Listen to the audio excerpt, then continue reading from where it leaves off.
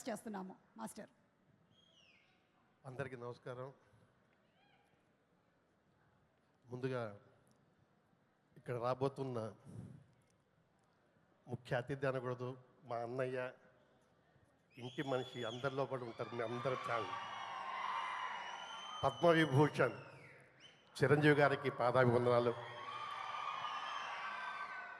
అంటే మన స్థాయిని తీసుకెళ్ళి ఇంకో ఆ లెవెల్లో పెట్టిన ఒక వ్యక్తి ఆయన సైలెంట్గానే ఉంటారు, మనందరం సమాధానం చెప్పాలంట.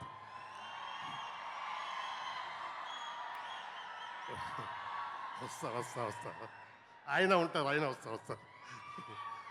ముఖ్యంగా మూవీ మార్చ్ 1కి రిలీజ్ అవుతుంది.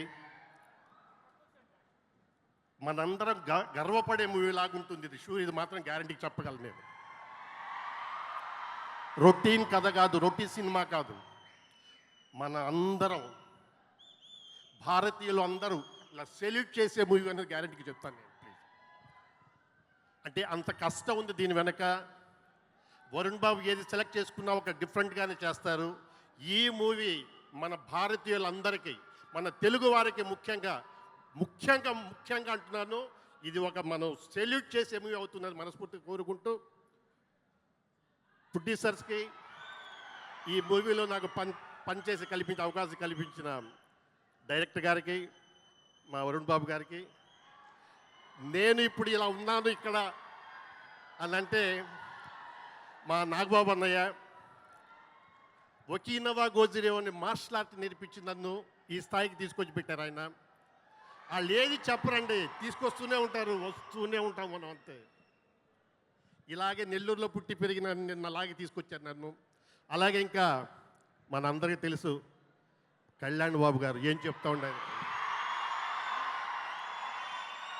ఇంతే, ఇదే మనం చెప్పాలి, ఇదే చెప్పాలి. అది కూడా మనదే బాధ్యత.